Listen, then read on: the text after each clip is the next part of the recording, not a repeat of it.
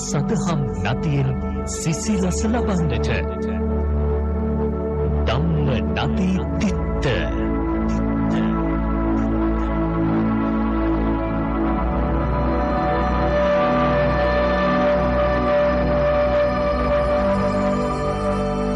සම්මා සම්බුදු සරණයි පින්වත් ඔබ සැමට.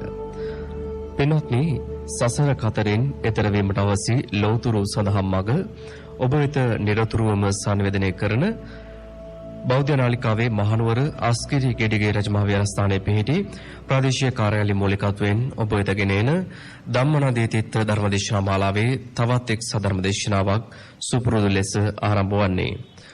ධර්මදේශනා පැවැත්වීමට සිදු කළ ආරාධනය පිළිගෙන වැඩම කොට වදාළ පූජ්‍යපාද කෝරළෑගම සරණතිස්ස ගෞරවනීය ස්වාමීන් වහන්සේව අපි සියලු දෙනා নমස්කාර පූර්වකව පිළිගනිමු. සාදු සාදු සාදු. ධර්මදේශනාවේ සදැහැති දායකත්වයෙන් කටයුතු කරන්නේ අංක 278න් 8 ශ්‍රී දේවානන්ද පාර තුම්බෝවිල පිළියන්දල ලිපිණෙහි පදිංචි ඒ.ඩී. ආයුපාල මහතා ඇතුළු ඒ පවුලේ පින්වත් පිරිසගේ සදැහැති දායකත්වයන් ඇතිව එසේනම් මේ උතුම් සදර්ම දේශනාව මෙතෙන් සිට සිදු කිරීමට ගෞරවනීය දේශකයන් වහන්සේට අපි සියලු දෙනා নমස්කාර පූර්වකව ආරාධනා කරමු. සාදු සාදු සාදු. අවසරයි ස්වාමීන් වහන්සේ. සමන්ත චක්කවාලේසු අත්‍රා ගච්ඡන්තු දේවතා සද්ධම්මං මුනි රාජස්ස සුනන්තු සග්ග මොක්ඛදං ධම්ම ශ්‍රවණ කාලෝ අයං බදන්තා ධම්ම ශ්‍රවණ කාලෝ අයං බදන්තා ධම්ම ශ්‍රවණ කාලෝ අයං බදන්තා. නමෝ තස්ස භගවතු අරහතු සබ්බ ධම්මේසු අප්පටිහත ඥානචාරස්ස දස බලධරස්ස චතු වේසාරජ්‍ය විසරදස්ස සබ්බ සත්තුත්තමස්ස ධම්මිස්ස රස්ස ධම්ම රාජස්ස ධම්මස්සාමිස්ස තථාගතස්ස සබ්බඤුනෝ සම්මා සම්බුද්දස්ස. නමෝ තස්ස භගවතු අරහතු සබ්බ ධම්මේසු අප්පටිහත ඥානචාරස්ස දස බලධරස්ස චතු වේසාරජ්‍ය විසරදස්ස සබ්බ සත්තුත්තමස්ස ධම්මිස්ස රස්ස ධම්ම රාජස්ස ධම්මස්සාමිස්ස තථාගතස්ස සබ්බඤුනෝ සම්මා සම්බුද්දස්ස. නමෝ තස්ස භගවතු අරහතු සබ්බ ධම්මේසු අප්පටිහත ඥානචාරස්ස දස බලධරස්ස චතු වේසාරජ්‍ය විසරදස්ස සබ්බ සත්තුත්තමස්ස ධම්මිස්ස රස්ස ධම්ම රාජස්ස ධම්මස්සාමිස්ස තථාගතස්ස සබ්බඤුනෝ සම්මා සම්බුද්දස්ස. සද්ධර්ම ශ්‍රාවක කාරුණික ගුණගරුක බෞද්ධ පින්නතුනි, ධම්මනදී තිත්ත ධර්මදේශනා මාලාවේ තවත් එක ධර්ම දේශනාව ශ්‍රවණය කරන්නයි සියලු දෙනාම මේ සූදානම් වෙන්නේ. ධම්ම දායාද සූත්‍ර දේශනාව ඇසුරින් සිදු කෙරෙන 15 වෙනි ධර්ම දේශනාවයි ඔබ මේ ශ්‍රවණය කරන්න සූදානම් වෙන්නේ. පින්නතුනේ පහුගිය ධර්ම දේශනාවේ අපි සිහිපත් කරමින් සිටියේ බුදුරජාණන් වහන්සේට බොහෝ කරදර කරන්න උත්සාහ කළ දේවදත්ත භික්ෂුන් වහන්සේ අවසාන වතාවේ අවසාන මොහොතේ ජේතවනාරාමේ පොකුණ පිහිටපු තැනදී අවීචියට අරගෙන ගියපු කාරණාව. අවීචියේ ආයු ප්‍රමාණය අන්තර්කල්ප 1යි. ඒක බණ අහලා අපි හොඳට දන්නවා. මනුස්ස වර්ෂය අසංඛ්‍ය 86,40,000යි. ආනන්තරීය කර්ම දෙකක් ජීවිතේ කරගත්තා. භාග්‍යතුන් වහන්සේගේ ශරීර ධාතුවේ ලේසෙලෙව්වා සංඝ ભેද කරන්න උත්සාහ කළා. සංඝ ભેදයත් ශරීර ධාතුවේ ලේසල වීමත් කියන කාරණා දෙකම ආනන්තරීය කර්ම. දැනට අවීචියේ දුක් විඳින දේවදත්තයන් වහන්සේ සංඝ ભેදය කියන කාරණාවට තමයි මේ අවීචියේ දුක් විඳින්නේ. කර්ම දෙකයි. ඒකෙන් සංඝ ભેද කර්මයට තමයි දැනට දුක විඳගෙන යන්නේ. අවීචියේ ස්වභාවය අපි නොඑක් දේශනාවල් වලින් කතා කරලා තියෙනවා. නිරයන් අතර භයානකම නිරය. දේවදත්තයන් වහන්සේ වෙනම හුදකලාවේ නිශ්චලව දැවෙනවා කියලා සඳහන් කරනවා. නිරසතාගේ ශරීරය බොහොම විශාලයි. මේ අවීචි මහ නිරේ ඉපදිලා නිරේ එක පැත්තක හුදකලාවේ ඉන්නේ කියලා අපි සඳහන් කළා.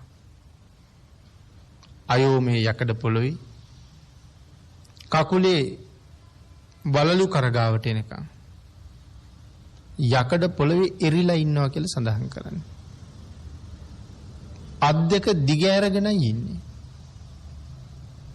නිරා බිත්තියේ දෙපැත්තේ මේ අතේ ගොප්පැටේ ගාවට එනකම් බිත්තියේ ඇතුළට ඇඟිලි සහිත අත්ල කොටස ගමන් කරලායි තියෙන්නේ. ඒ අත් දෙක ආපහු අදින්න පුළුවන් කමක් නැහැ. නිරයේ උඩින් වැහිලා තියෙන යකඩ පොළව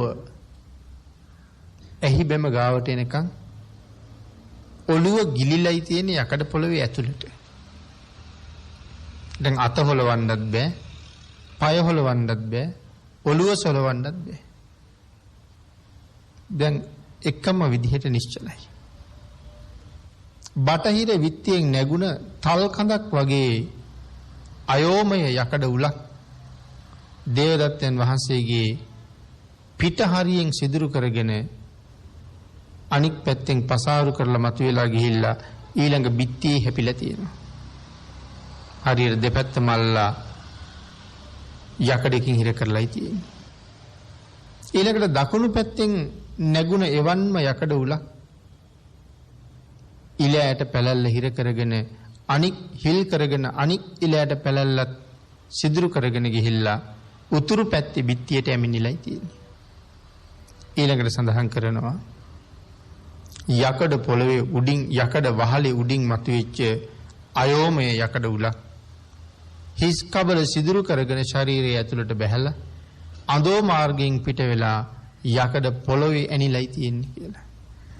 එහෙනම් යකඩ උල් තුනක් ශරීරය හරහා ගමන් කරලා තියෙනවා.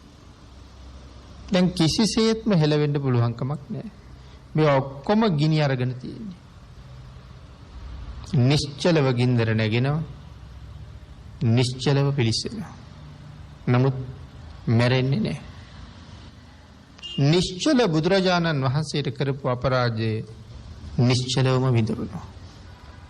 නමුත් භාග්‍යතුන් වහන්සේ දේශනා කළේ මහණෙනි මොහු පැවිදි නොකළා නම් මොහු මීට වඩා අපරාධ කරගන්නවා කියලා. අනුකම්පාවෙන් හින්දායි මොහු පැවිදි කළේ කියලා. නමුත් ඒක භාග්‍යතුන් වහන්සේ එහෙම දේශනා කළා මිසක් අපිට තේරෙන්නේ නැති වෙයි කියලා හිතෙනවා. එහෙනම් භාග්‍යතුන් වහන්සේ ඉන් පස්සේ මේ කාරණාව පැහැදිලි කරලා දේශනා කරනවා මහණෙනි. දේවදත්ත මේ தത്വයට මූණ පාපු එක කාරණාවක් සිව්පසේ.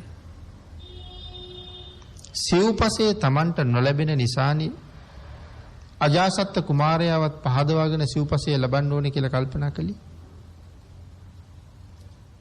දායකයෝ ඇවිල්ලා නොයේක් භික්ෂුන් වහන්සේලාට සිව්පසේ බෙදලා යනවා පූජා කරලා යනවා මට දෙන්නේ නැහැ කියලා හිතුණානේ.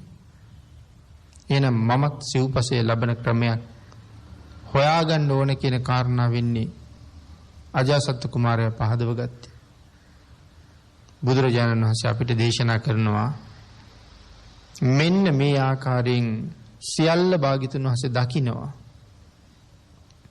ආන්ගේ දැනගෙන මගේ ශ්‍රාවකයන් අපායෙන් මිදවීම සඳහා සියලු ගුණයන්ට පැමිණීම කැමැති වනසේක.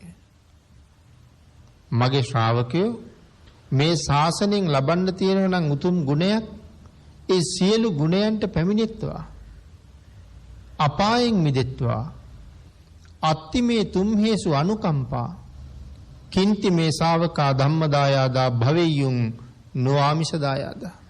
මොකද්ද මහණෙනි මට නුඹලා ගැන අනුකම්පාවක් තියෙනවා. ආමිෂයට දායාද වෙන්න එපා. මේ ශාසනයේ ධර්මයට විතරක් දායාද වෙන්න. කෙසේනම් මාගේ ශ්‍රාවකයෝ ධර්මයේ දායාද කොට ඇත්තෝ වන්නාහුද සිව්පසේ දායාද කොට ඇත්තෝ නොවන්නාහුදයයි නුඹලා කෙරෙහි මාගේ කරුණාවක් තියෙනවා මහණෙනි. සිව්පසේ ගරු කරන තැනැත්තා සිව් පිරිස අතර වංචනික කහවණුවක් වගේ කියලා සඳහන් කළා.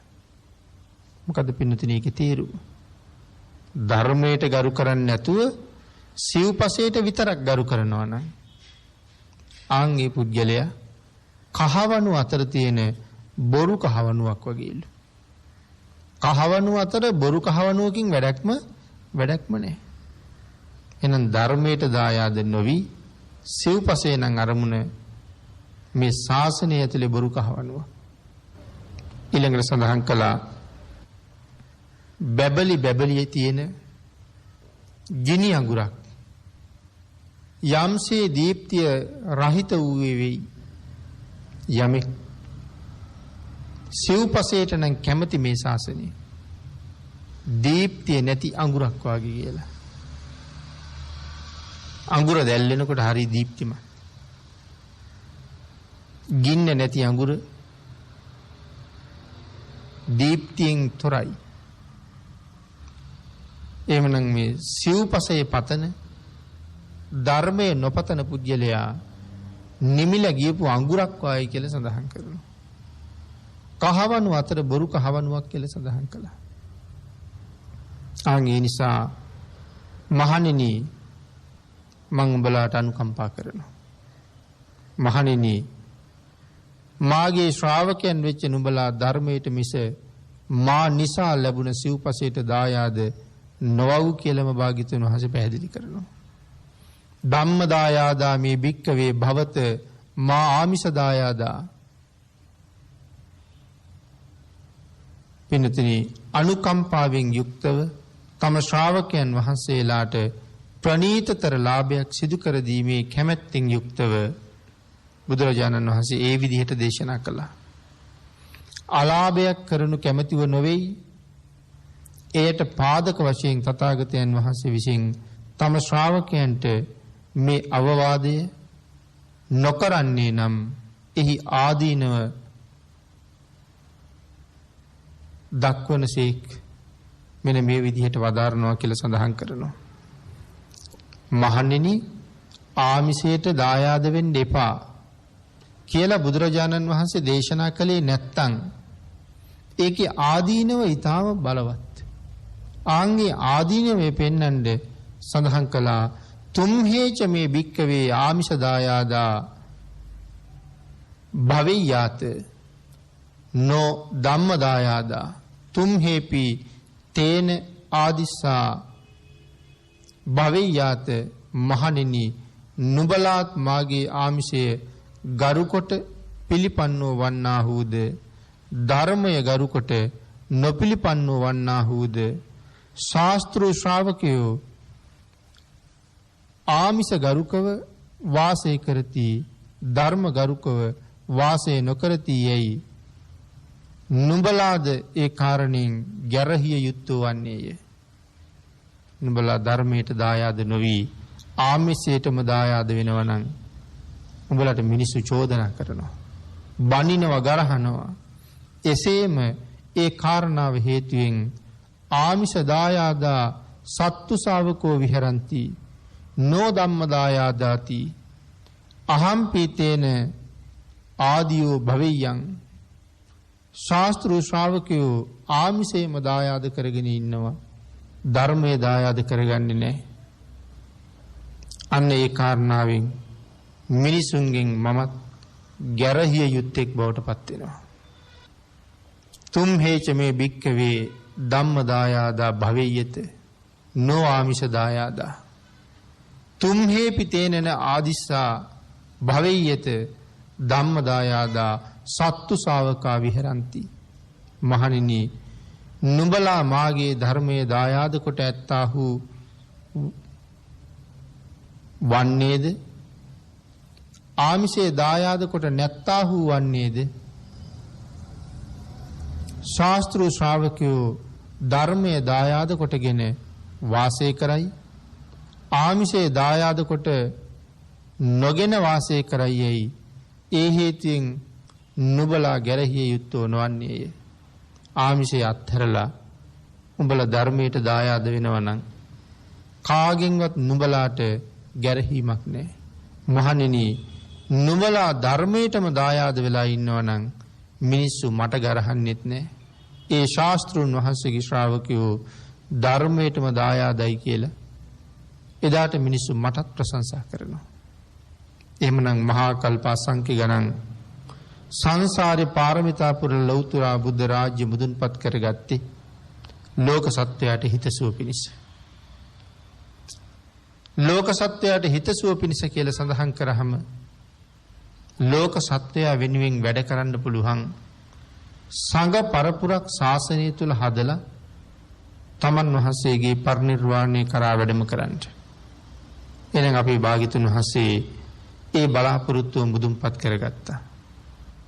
අති දීර්ඝ කාලයක් බුදුරජාණන් වහන්සේගේ බලාපොරොත්තුව මුදුන්පත් කරවමින් භාග්‍යතුන් වහන්සේ සතුටු වෙන විදිහට කටයුතු කරපු භික්ෂු සංඝයාගෙන් මේ ශාසනය පිරීලා ඉතිරිලා ගිහිල්ලා තිබුණා.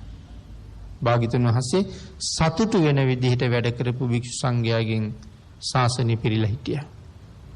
අපේ මේ ලංකාවෙත් එක දවසක් තිබුණා කියනවා එකම පෘථග්ජන භික්ෂුන් වහන්සේ නමක්වත් හිටපු නැති දවසක් මේ ලංකාවේ තිබ්බ කියලා සඳහන් කරනවා.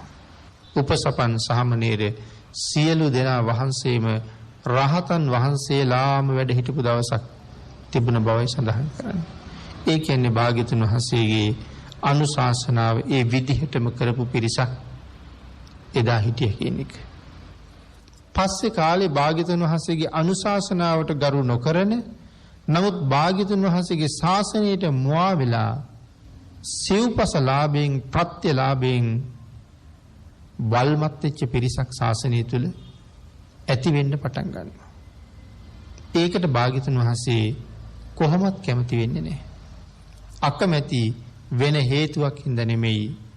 ශාසනය වෙනසනවා වගේම ඒ පුද්ගලයෝ ඊට වඩා වෙනසෙනවා. ආන් එහෙම ආමිෂයට දායාද වෙච්ච අයට වෙච්ච කාරණා කීපයක් තමයි කපිල භික්ෂුවගේ කතාවෙනුත් ගිනිගත් පාත්‍රා සිවුරු දරන ප්‍රේතයන්ගේ කතාවෙනුත් දේවදත්ත භික්ෂුවගේ කතාවෙනුත් අග්ගිකන්දෝපමාදී සූත්‍ර දේශනාවලිනුත් බුදුරජාණන් වහන්සේ පැහැදිලි කරලා තියෙනවා. ආන් එවන් කරුණු දැනගෙන මේ ශාසනය තුල සිව්පසය හඹා යනවා වෙනුවට භාග්‍යතුන් වහන්සේ අපිට දානය කළ ධර්මයේ පිටිපස්සේ ගමන් කළ යුතුයි කියන අදිෂ්ඨානය අපි සියලු දෙනාම එක සිතින්ම ඇති කරගන්න ඕනේ. ඒක අපි හැමෝටම මහත් වූ යහපතක්. නමුත් භාග්‍යතුන් වහන්සේ මේ කරුණ ඔක්කොම දේශනා කරන්නේ භික්ෂුන් වහන්සේලා ආරමුණු කරලා. තස්මාත් ඉහ මේ භික්කවේ ධම්මදායාදා භවත මාමිස දායාදා අත්ති මේ තුම් හේසු අනුකම්පා.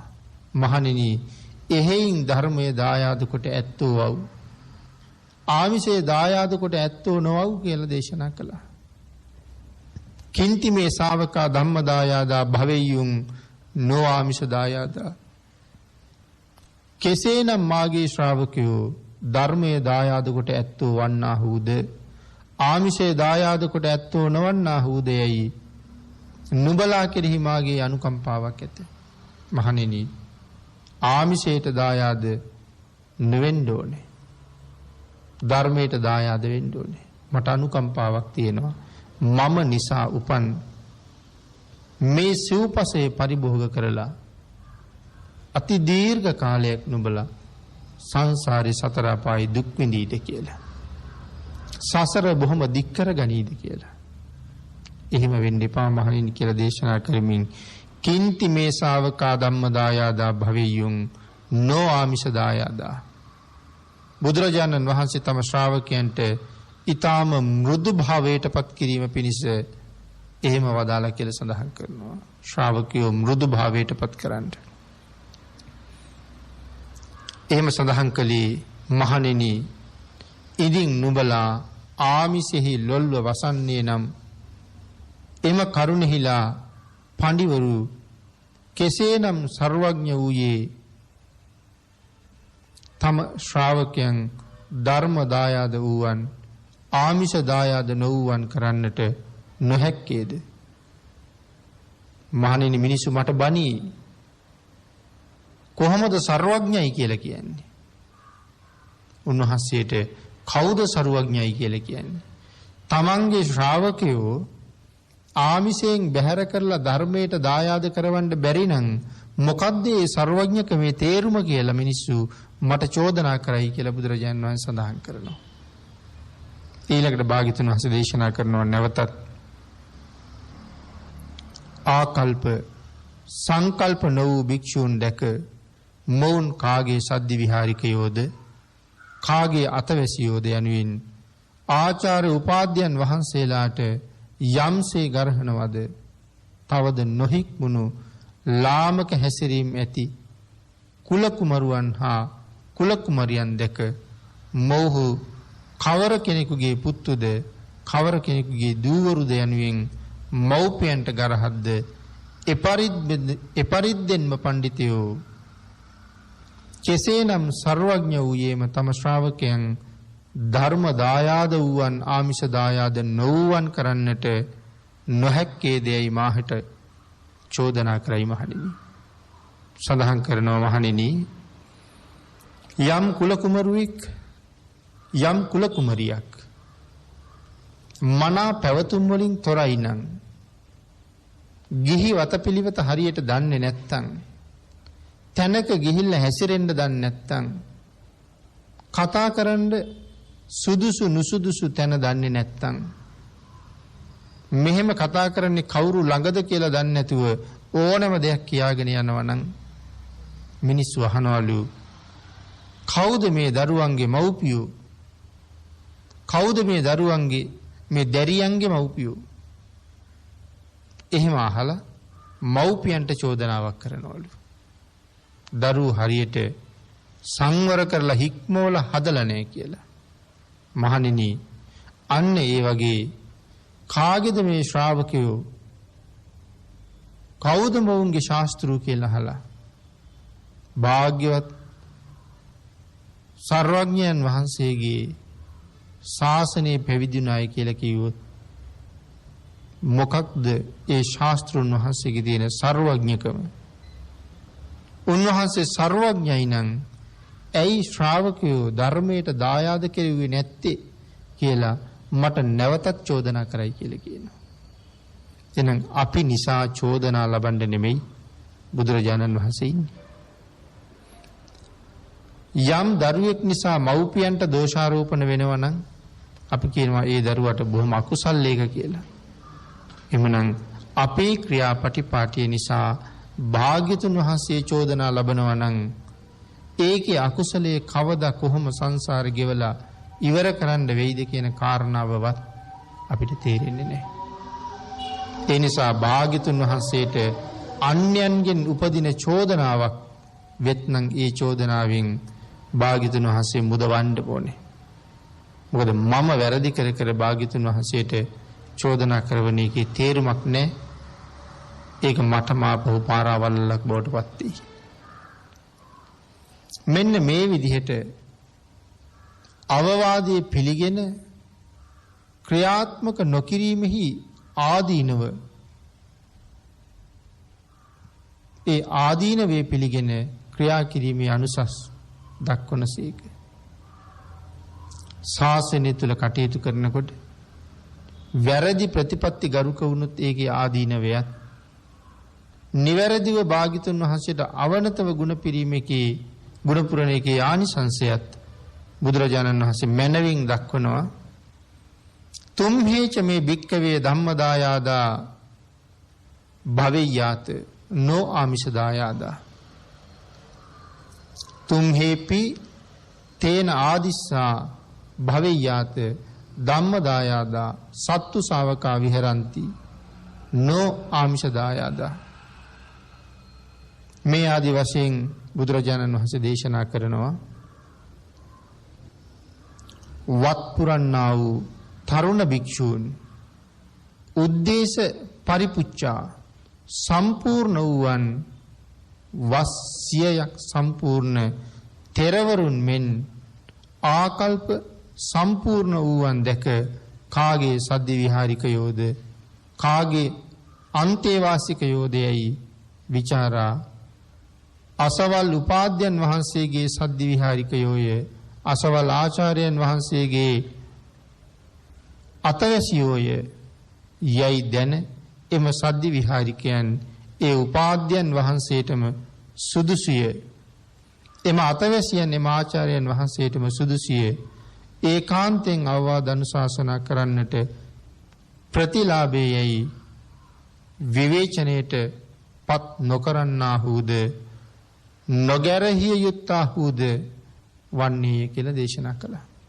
විනතුනේ සඳහන් කළේ තරුණ භික්ෂූන් වහන්සේලා මනාව ශාසනය තුල සංවර වෙලා තමන්ගේ ශාසන ප්‍රතිපත්තිය තමන්ගේ ශාසන වතපිළිවෙත ධර්මානුධර්ම ප්‍රතිපදාව මනාව පූර්ණේ කරගෙන ප්‍රිය මනාප විදිහට ශාසනය කටයුතු කරනවා.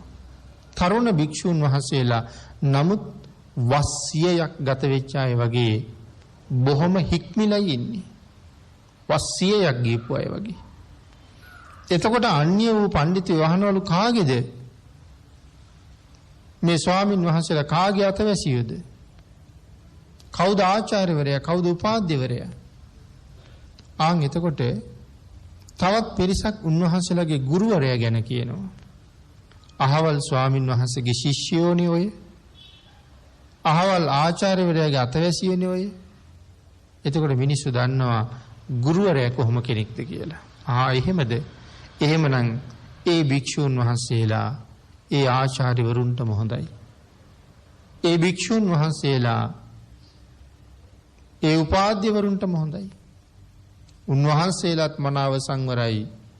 උන්වහන්සේලා යටතේ හැදෙන අයත් මේ විදිහටම සංවරයි නම් උන්වහන්සේලා ගැලපෙන්නේ එතෙන්ටම තමයි. ආන් එහෙම ප්‍රශංසා කරනවලු. ඉතින් ওই කාරණාව තවත් දිගට තියෙනවා. එහෙමනම් සම්මා සම්බුද්ධ ශාසනය තුල මනාව හික්මිලා ධර්මයේ විනය අභිධර්මයේ නැත්නම් සූත්‍ර විනය අභිධර්ම මේ දේවල් ත්‍රිපිටකයේ මනාව හඳුනගෙන මනාව අධ්‍යයනය කරගෙන මනාව ප්‍රගුණ කරගෙන ධර්මයට ගරු කරමින් තමන් සිල්වත් අන්‍ය සියලු දෙනාටම බොහෝ සැප සම්පත් උදා කරලා දෙන්න පුළුවන් කල්ප වෘක්ෂයක් බවට පත් වෙමින් කටයුතු කරන්න මේ ශාසනයේ භික්ෂුවට පුළුවන්කම තියෙනවා. කල්ප වෘක්ෂයක් වෙලා කටයුතු කරන්න පුළුවන් කියලා සඳහන් කළේ. අපි සාමාන්‍යයෙන් කල්ප වෘක්ෂයක් කියලා කියන්නේ සිතූ පැතූ සම්පත් දායාද කරන දෙයකට. මේ ශාසනයේ භික්ෂුව මනාව සිල්වත්ද? මනාව විනයගරුකද? මනාව තෙවලා දහම ප්‍රගුණ කරලද? අන්න එවන් උත්තමයන් වහන්සේලා සසර බය හොඳටම ඇති අය. සසර දුක මනාව වැටහුණාය. ආන්ගේ නිසා අති භයංකාර සතර අපායෙන් මිදෙන්න උන්වහන්සේලා මොහොතක්වත් ප්‍රමාද නොවි සිල් ගුණ ආරක්ෂා කරනවා. ශාසන ප්‍රතිපත්ති පුරනවා. අන්න එහෙම සිල්වත් ගුණවත් භික්ෂූන් වහන්සේලාට යම් කෙනෙක් දන් දෙනවද? දන් දෙන දායකයට සසර මග මොනතරම් සුවපත් වෙනවද? යම් කෙනෙක් බෙහෙත් ආදිය පූජා කරනවද? ඒ දායකයට සසර නිරෝගී බවට ඒක කොයි තරම්නම් හේතු වෙනවද? යම්සේ සුවඳ ප්‍රදානය කරනවද දානය කරනවද? සංසාරි ප්‍රඥාව ලබන්න ඒක කොයි තරම් කාලයකට හේතු වෙනවද? ආන් ඒ විදිහට දස දාන වස්තුවම ගුණ පුරන මේ ශාසනීය සංඝයාට යම් කෙනෙක් පූජා කරන්නේද එයින් ඒ පූජා කළ දායකයා ලබන ආනිසංසය අසීමාන්තිකයි. එක දානයක් දුන්නහම ඔහුට ලැබෙන ඵල විපාක 7 8 10 තියෙනවා. එහෙම 10ක් දෙනකොට මොන තරම් ආනිසංස සමුදායකින් ඔවුන් පොහොසත් වෙනවද? සසරේ අති දීර්ඝ කාලයකට ආහාර පාන හිග වෙන්නේ, ශරීර වර්ණයේ හිග වෙන්නේ නැහැ, රුව ලස්සන හිග වෙන්නේ නැහැ, කායික බලය අඩු වෙන්නේ නැහැ, නෑ බෑ කියන වචනයක් අහන්නවත් ලැබෙන්නේ නැහැ. අබුද්ධෝත්පාද කාලවල පවා ධර්මය අවබෝධ කරගන්න එවන් උතුමන්ට දන් දීලා ප්‍රාර්ථනා කරන්න පුළුවන්. අබුද්ධෝත්පාද කාලවල පවා තෙරුවන් සරණ යන්න වාග්ය ලැබෙන්න එවන් උතුමන්ට දන් දීලා ප්‍රාර්ථනා කරන්න පුළුවන්. අබුද්ධෝත්පාද කාලෙත් තෙරුවන් සරණ යන්න පුළුවන්කම අපිට තියෙනවා. ඒ කොහොමද අබුද්ධෝත්පාද කාලයක තෙරුවන් සරණ යන්නේ? මොකද ඔය කාරණාව එහෙම විතරක් සඳහන් කරාම තව කෙනෙක් ආපහු ඒකෙන් ප්‍රශ්නයක් හදාගන්න පුළුවන් නිසා ඒක විසඳලා යන් කියලා හිතුවේ. උදාහරණයක් හැටියට සරියුත් මහරහතන් වහන්සේ ඒ උතුම් අග්‍ර ශ්‍රාවක බෝධියට එන්න පාරමිතා පිරූ කාලයේ මහා කල්ප අසංකේයකුත් ලක්ෂයකයි. අග්‍ර ශ්‍රාවක වෙන්න මහා කල්ප අසංකේයකුත් ලක්ෂයකක් පාරමිතා පුරන්න ඕනේ. උන්වහන්සේලා දෙනවම. එහෙමනම් ඒ උතුම් තානාන්තරයට ආවට පස්සේ උන්වහන්සේට කොච්චර ආපහු අතීතේ බලන්න පුළුවන්ද? තමන් පාරමිතා පුරපු මුළු කාලයම ආපහු බලන්න පුළුවන්. මහා කල්ප අසංකේයකුත් ලක්ෂයක් ආපහු බලන්න පුළුවන්. ඉදිරියට කොච්චර බලන්න පුළුවන් වෙනවද? ඉදිරියටත් මහා කල්ප අසංකේයකුත් ලක්ෂයක් ඉදිරියට බලන්නත් පුළුවන්. පාරමිතා පුරපු කාලේ අතීතයට බලන්නත් පුළුවන්, අනාගතයට බලන්නත් පුළුවන්. අන්න ඒ අනාගතයේ බලනකොට අපි සරියුත් මහරහතන් වහන්සේට වඳිනවා නම් අද ඒ වඳින බව සරියුත් මහරහතන් වහන්සේ දන්නවා. අද අපි උන්වහන්සේගේ ගුණය මතක් කරලා කරන වන්දනාව සරියුත් මහරහතන් වහන්සේ පිරිනිවන් පාන්න ඉස්සරලා ඉවසලයි තියෙන්නේ.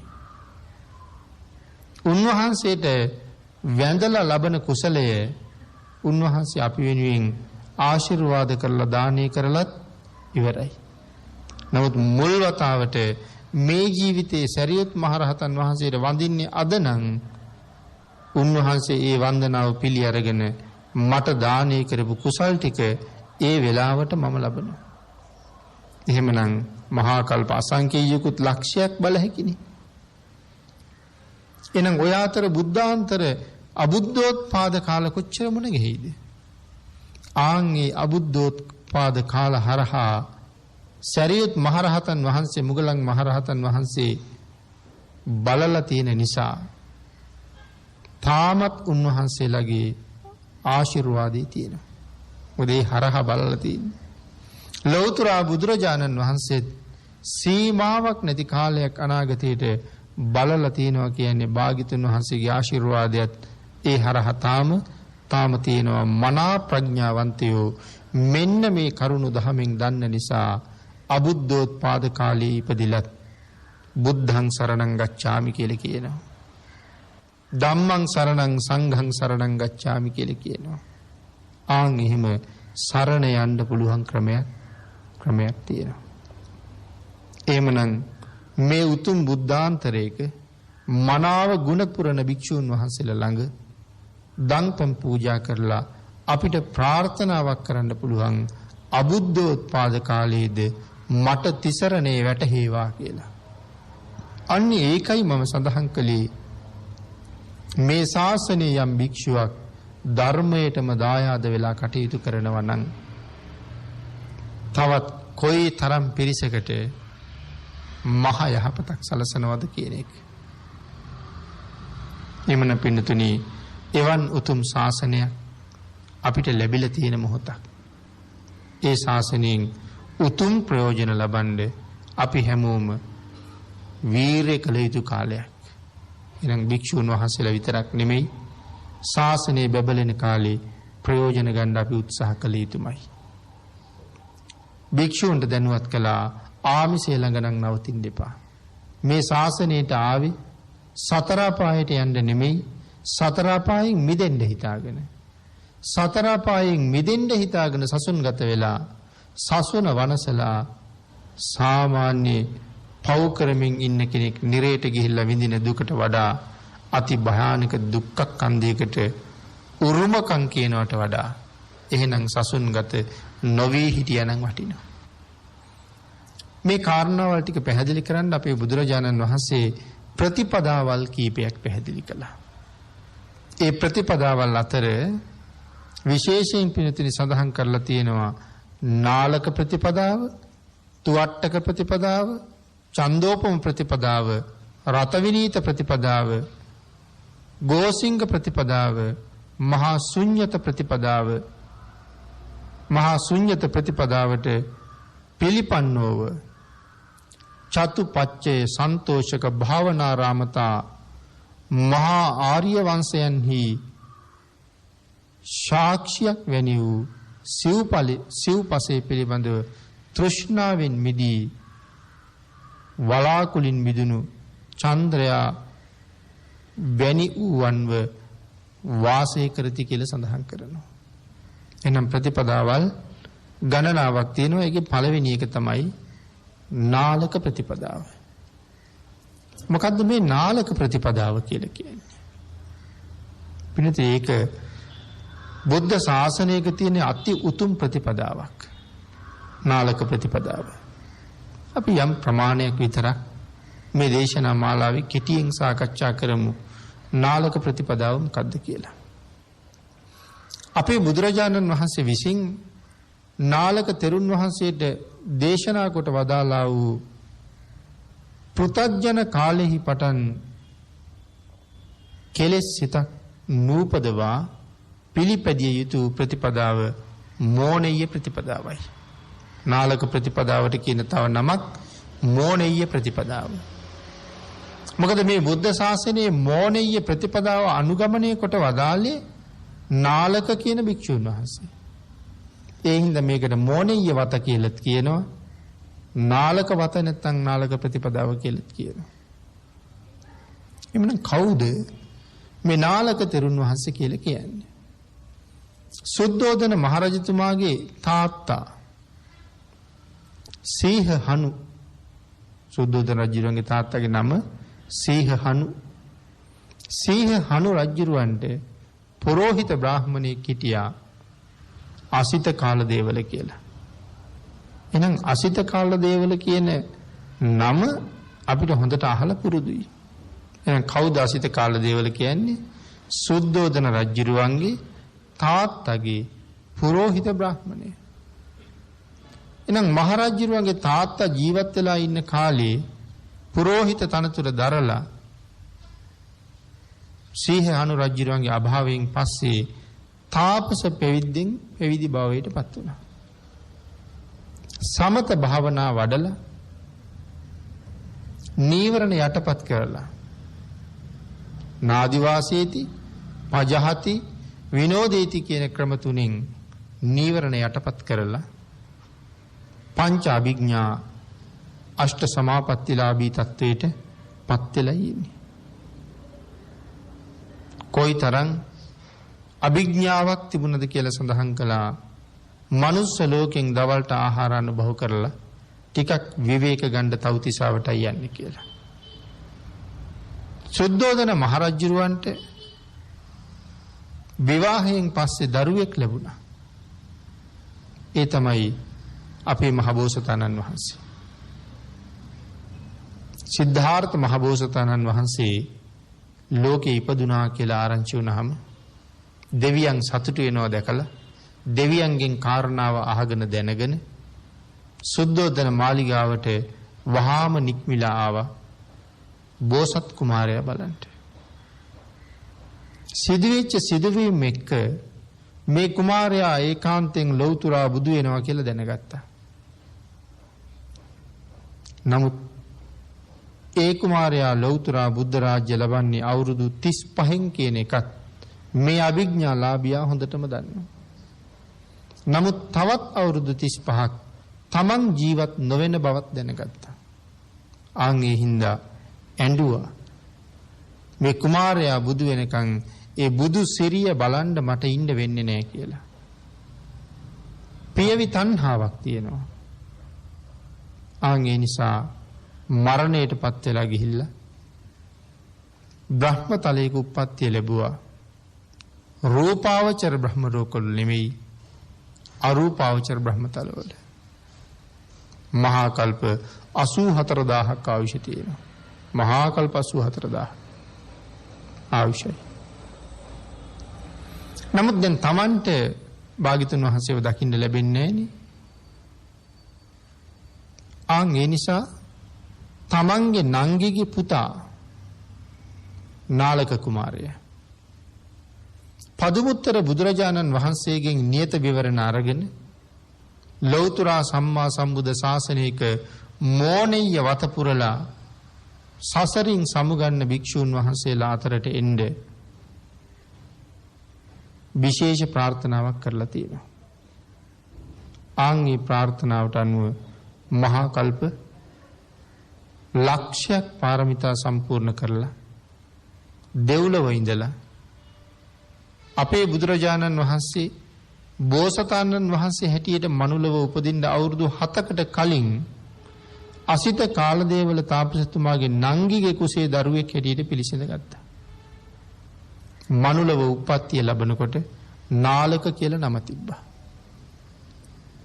අසිත කාලදේවල තාපසතුමා නාලක තවුස ළඟට නාලක පුතා ළඟට කැඳව ගත්තා.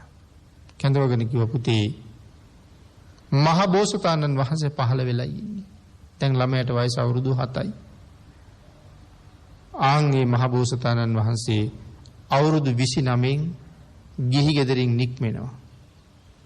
අවුරුදු 6ක් දුෂ්කර ක්‍රියා කරලා අවුරුදු 35න් සම්මා සම්බුද්ධ රාජ්‍ය මුදුන්පත් කරගන්නවා.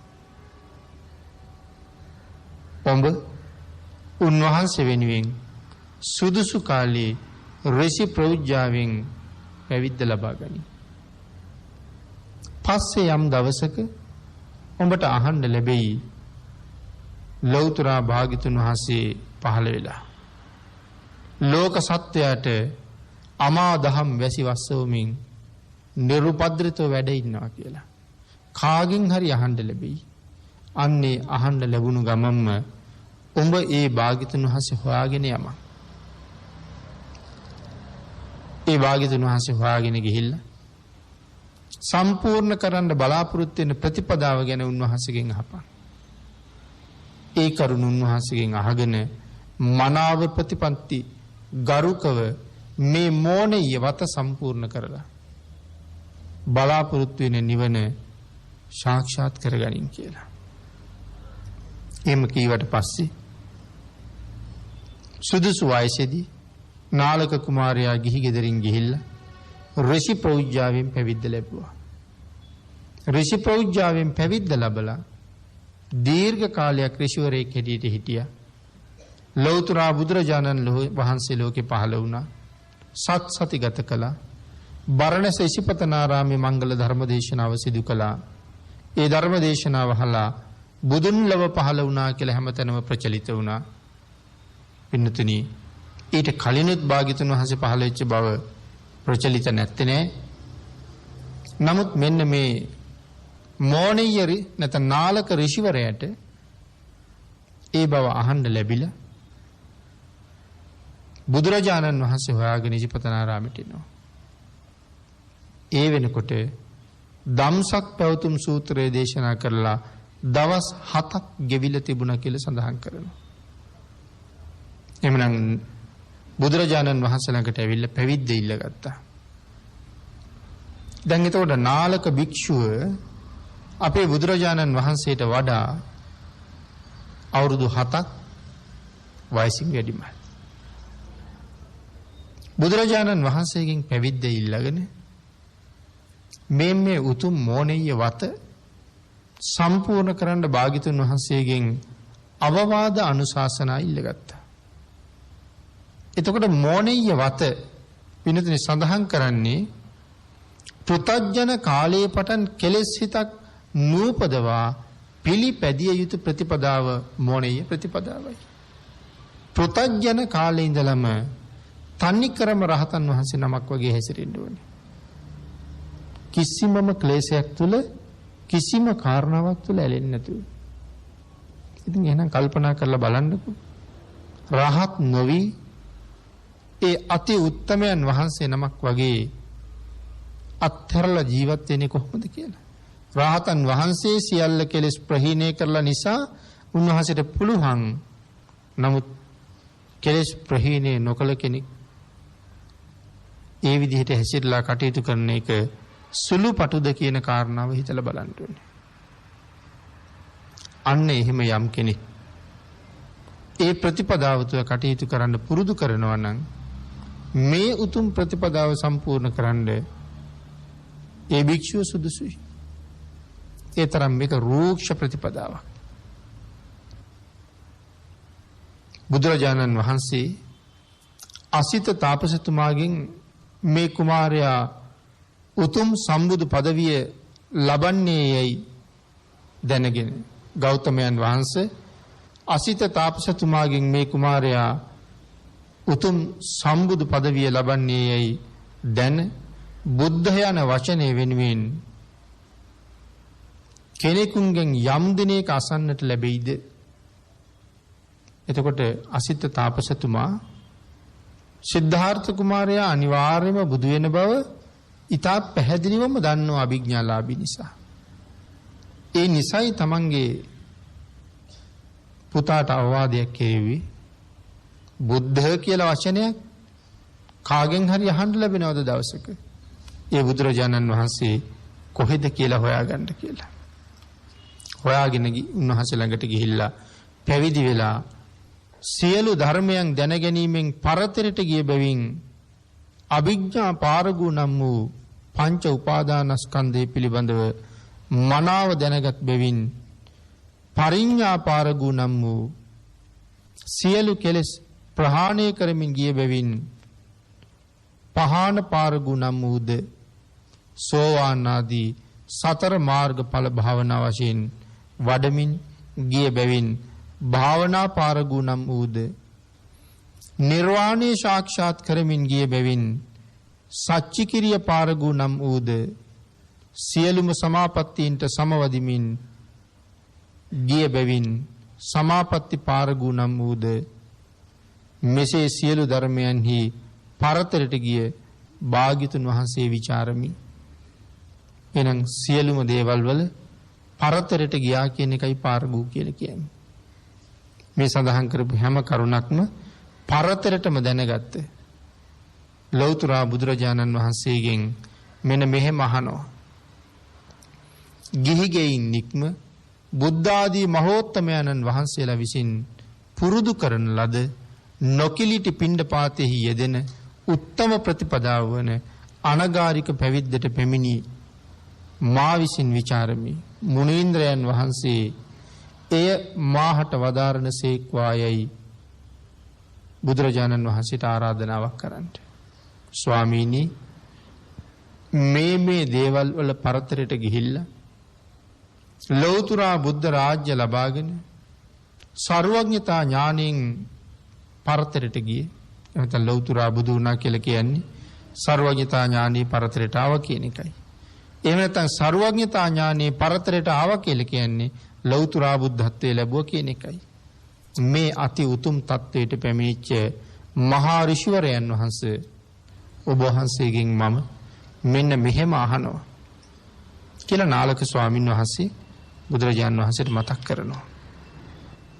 ආන් එහෙම කරුණු කාරණා මතක් කරාම බුදුරජාණන් වහන්සේ මෙන්න මේ මෝණෙය ප්‍රතිපදාව ඒ භික්ෂුන් වහන්සේට මනවින් විස්තර කරලා දෙනවා. හැබැයි ඉතින් බුදුරජාණන් වහන්සේ ගාවට යන්න මිනිස්සු විතරක් නෙමෙයි දෙවියොත් මේ නාලක ඍෂිවරයාට පාර කිව්වා කියලා සඳහන් කරනවා. මෙවන් භික්ෂුන් වහන්සේලා සම්බුද්ධ ශාසනයක ඉන්නේ එක්කෙනයි. ඒකයි එතන තියෙන විශේෂත්වය. මෝණෙය වත හරියටම සම්පූර්ණ කළොත් මාස 7කින් රහත් වෙනවා කියලා සඳහන් කරන්නේ. යමක් අත්හරිනවද ඒ කාරණාව ගැන නැවත කවදාවත් බලන්නේ හිතන්නේවත් නැහැ.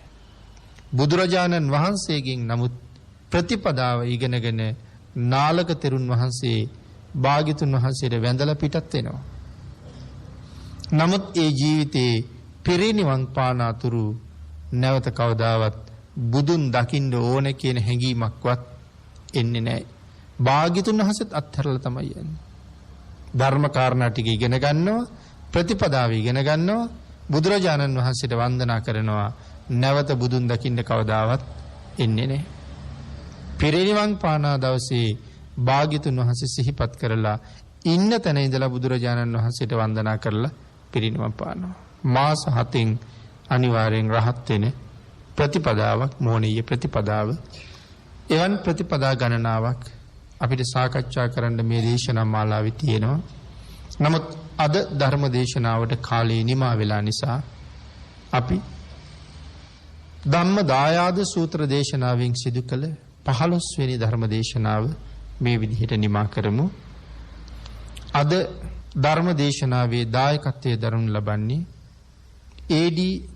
ආයුපාල මහත්මයා සහ පවුලේ පිරිස විසින්.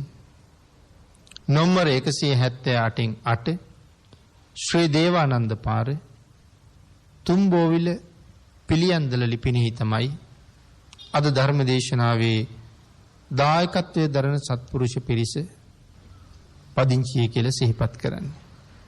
උතුම් අරමුණු කීපයක් සිහිපත් කරනවා. පරලෝ සපත් තම බිරිඳ පද්මා ඉලේ පෙරුම මහත්මිය ඇතුළු මියගිය සියලුම ඥාතීන්ට පින් අනුමෝදන් කිරීම. මෙම ධර්මදේශනාව සඳහා ඉඩ ලබා දුන් දේශප්‍රිය මහත්මයාට සහ පවුලේ සියලු දෙනාට රත්නත්‍රි ආශිර්වාදේ ප්‍රාර්ථනා කිරීම. අපි සියලු දෙනාටම ඊ타ම ඉක්මන් භවයක සැප සහිත ප්‍රතිපදාවෙන් නිවන් අවබෝධ කර ගැනීම සඳහා මේ කුසල ධර්මයන් හේතු වාසනා වේවා කියලා ප්‍රාර්ථනා කරනවා. එhmenan පින්නතුනි ආයුපාල මහත්මයා සහ එතුමාගේ පවුලේ අය විසින් මේ උතුම් ධර්ම දේශනා පින්කම් මාලාවේ සෑම මාසකම එක දේශනාවක දායකත්වයේ දරන්න කටයුතු සිදු කළ බව අපේ දේශප්‍රිය මහත්මයා සිහිපත් කරන්නට යෙදුණා. ඒ අනුව තවත් සුවිශේෂී පින්කමකට අද දවසේ ආයුපාල මහත්මයා ඇතුළු දියණිය පවුලේ පිරිස කටයුතු කරන්නට යෙදුණා. ඒ තමයි විශේෂ කුටි සෙනසුනක් හදලා සම්බුද්ධ ශාසනය ලැබුණ මොහොතක ඒ ශාසනය ඇසුරු කරගෙන මහත්සේ ගුණ පුරන්න.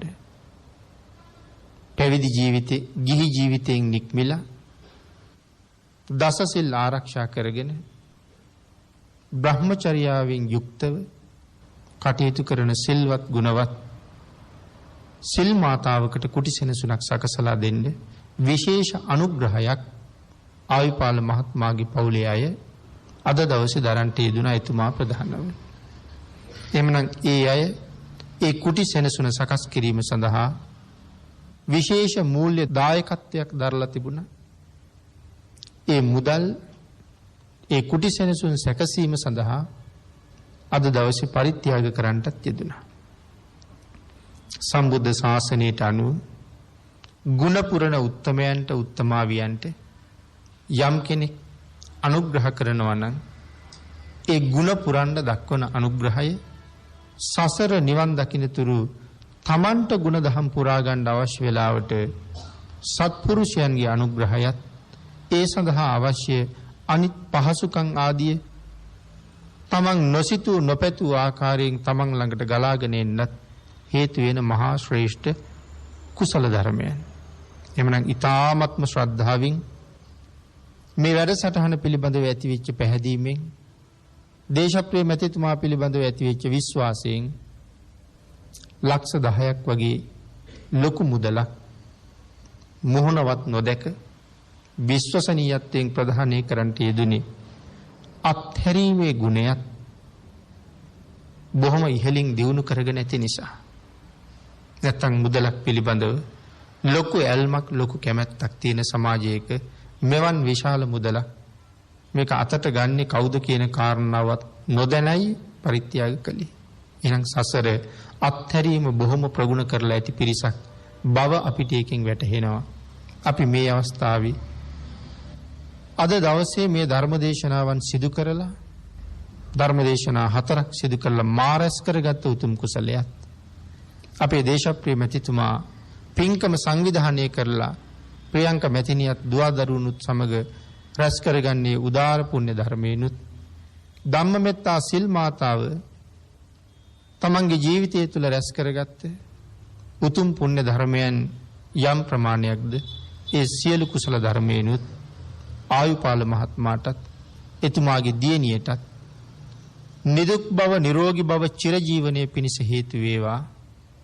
අභාව ප්‍රාප්ත වූ එතුමාගේ ස්වාමි දියණිය වෙන පද්මා ඉලේ පෙරුම මෑණියන්ටත් ඒ පවුලේ සියලු දෙනාටමත් අපි අඩු නැතුව අනුමෝදන් වේවා කියලා ආශිර්වාද කරමින් ඊ타ම ඉක්මන් භවයක ඊ타මත්ම කෙටි කාලයකින් සැප සහිත ප්‍රතිපදාවෙන් උතුම් චතුරාර්ය සත්‍ය ධර්මය අවබෝධ කර ගැනීම සඳහා මේ සියලු පුණ්‍ය ධර්මයන් හේතු වාසනා වේවා කියලා ප්‍රාර්ථනා කරමු. ඒ වගේම පින්නතුනි අද දවසේ 16 වෙනි උපන්දිනය සිහිපත් කරන දේශප්‍රිය මහත්මයාගේ සහ ප්‍රියංකා මහත්මියගේ වැඩිමහලු දියණිය සෙහන්‍යා සදිත්මා දේශප්‍රිය දියණියගේ 16 වෙනි උපන්දිනයට මේ රැස් කරගත්ත සියලුම පුණ්‍ය ධර්මයන් දේශප්‍රිය මහත්මයා සහ ප්‍රියංක මහත්මිය අත්පත් කරගත්ත කුසලයන් ඒ වගේම ධර්ම දේශනාවන් සිදු කරලා මම රැස් කරගත්ත කුසලයත් මේ අවස්ථාවට සහභාගී වෙන මේ සත්පුරුෂ දායක පින්වත් පිරිස අත්පත් කරගත්ත කුසලයත් ඔබට අපට පින් රැස් කරගන්න මහත් වූ අවස්ථාවක් සකසමින් මඟ පෑදූ දේශප්‍රිය මැතිතුමාගේ දියණියට ආශිර්වාදයක් හැටියට අනුමෝදන් කරවමු. නිවන් දක්නා ජාති දක්වා සසර කවර කවමදාකවත් ඊටාම කටුක දුක්ඛදායක භයානක කරදර කම්කටොළු වලට භාජනය නොවි අනුන් නපුරු දෝෂ වලට ගොදුරු නොවි අවුවෙන් වැස්සෙන් සීතෙන් පින්නෙන් ගින්නෙන් හුළඟින් කරදරයකටපත් නොවි සාගරයක අතරමං වුණත් වනාන්තරයක අතරමං වුණත් වගවලසුන්ගින්වත් කිඹුළු තෝරු මෝරු ආදීන්ගින්වත් කරදරයකටපත් නොවි මනුසතාගේ ඉඳලා කිසිම සතෙකුගෙන් හිරිහරයකට නොපැමිණ විස කණු කටු උල්මුල් ආදීන් කඩු කිනිසි තුවක්කු බෝම්බ ආදීන් කරදරයකට හිරිහැරයකට පත් නොවි සත්පුරුෂයන්ගේම ආශ්‍රය ලැබමින් නිරන්තරයෙන් තුනුරුවන්ගේ ආශිර්වාදය ලැබමින් අබුද්ධෝත්පාද කාලවල ඉපදුනත් නිර්මල පර්යාප්තියම අවබෝධ කරගන්න ශක්තිය ලැබමින් සතර අපායෙන් නිදහස්ව දෙව් මිනිස් සැප කෙලවර උතුම් අමා මහ නිවනින් සැනසෙන්න මේ සියලු පුණ්‍ය ධර්මයන් අද දවසේ ඇයට ප්‍රදානය කරන තිලිනයක් හැටියට අපි සියලු දෙනාම ප්‍රදානය කරමු. උතුම් චතුරාර්ය සත්‍ය ධර්ම අවබෝධයට මඟ සැලසේවා කියලා ආශිර්වාද කරමු. ආකාසට්ඨා ච බුම්මට්ඨා දේවා නාග මහිද්దికා පුඤ්ඤන්තං අනුමෝදිත්වා චිරං රක්ඛන්තු ලෝක සාසනං දේවෝ වස්සතු කාලේන සස්ය සම්පatti හෝතු ච පීතෝ භවතු ලෝකෝ ච රාජා භවතු ධම්මිකෝ අභිවාදන සීලිස්ස නිච්ඡං බුද්ධාපචායිනෝ චත්තාරෝ ධම්මා වඩ්ඩಂತಿ ආයුවන්නෝ සුඛං බලං ආයුරාෝග්‍ය සම්පatti සග්ග සම්පatti මේවච අතෝ නිබ්බාන සම්පatti ඉමිඤාතේ සමිජ්ජතු. සාදු සාදු සාදු. පින්වත්නි, ඔබ අප සියලු දෙනාට මෙත් සිතින් යොතුම් සදහම් දේශනාව සිදු කළ පූජනීය කෝරළයාගම සරණතිස්ස ගෞරවනීය ස්වාමීන් වහන්සේට නිදුක් නිරෝගී චිරජීවනයේ සැලසේවායි අපි සියලු දෙනා සාදු නාදයක් පවත්වා ප්‍රාර්ථනා කරමු. සාදු සාදු සාදු. මේ ප්‍රාර්ථනා සමගින් බෞද්ධ නාලිකාවේ මහනුවර අස්ගිරි ගෙඩිගේ රජමහා විහාරස්ථානයේ පිහිටි ප්‍රාදේශීය කාර්යාලය මූලිකත්වයෙන් ඔබ වෙතගෙන මේ උතුම් ධම්මනදී තිත්ත ධර්මදේශනා මාලාවේ තවත් එක් සදහම් දේශනාවක් මෙලෙස නිමාවටපත් කරනවා. පිනත ඔබ සැමට සම්මා සම්බුදු සරණයි. පියලුණු දෙවියට සදහම් නදියෙන් සිසිලස ලබන්නට ධම්ම නදී තිත්ත